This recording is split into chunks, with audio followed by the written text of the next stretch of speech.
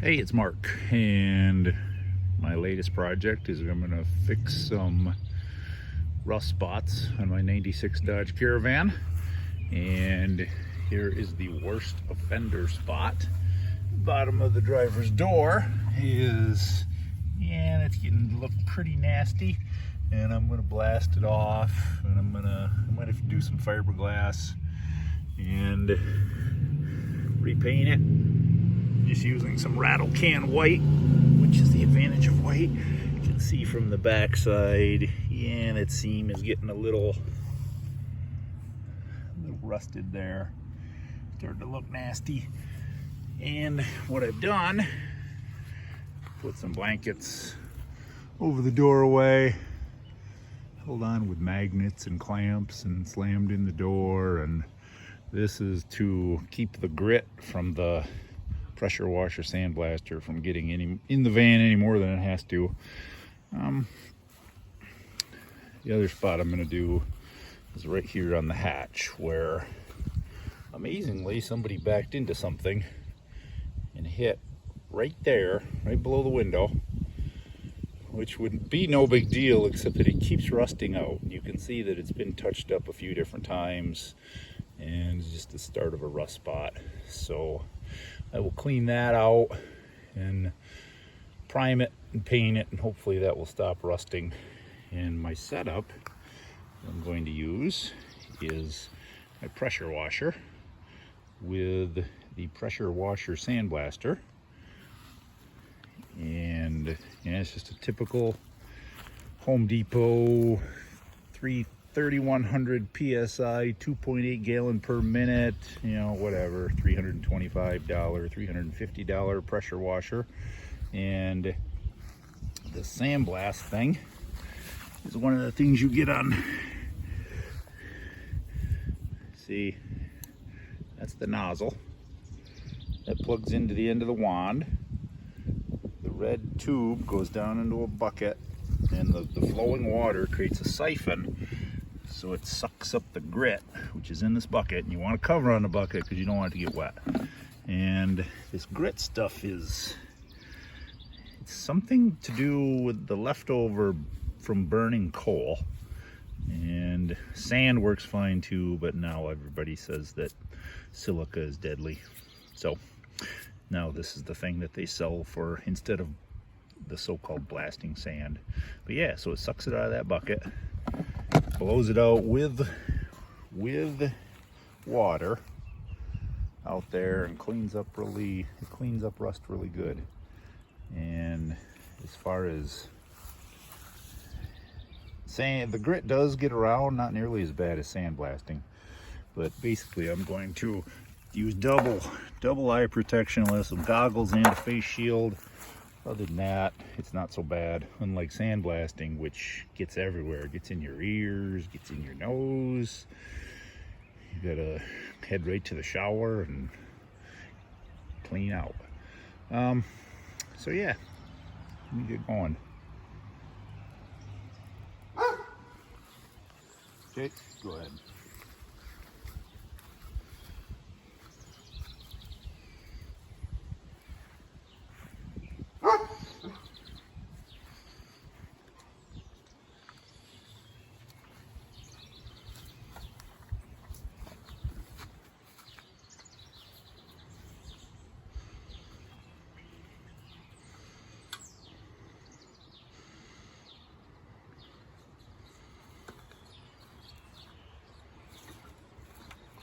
How the pressure washer works. We use that much.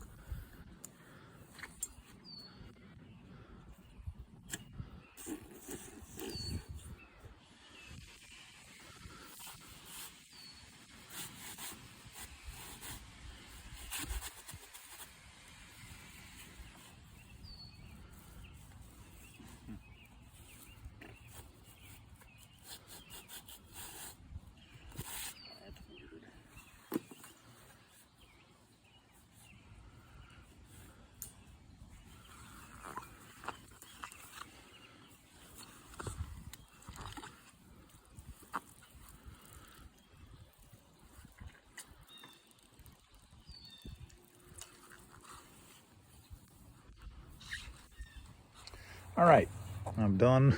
It's been quite a while since the last part of the video. A lot of it had to do with the sandblasting thing was not working the best. It was starting to clog up because there was not adequate suction. What I determined was this joint here had, like, whatever Teflon tape they used originally over in China had disintegrated, and we were losing suction through there. So I had to take that apart. I had the clogged hose a couple times. Then I figured it out that it was this, and I had to take that apart and re-tape it and re-put it back in, and then it worked good. But all right, so I put the van over there right in the hot sun so it would dry out faster, and let's go check it out. All right, here we go. So there is, I don't know, I can't see. It's really bright out here, but that's kind of where, there we go. Cleans it out well. Of course, it's starting to flash rust. But yeah, just like every rust hole, it's always worse after you clean it out. And I guess the good thing about the pressure washer sandblaster is it'll leave as much of the factory primer and stuff as it is, because you can see where it's rusted and where it's not. Also did this spot over in the corner, if I can find it there.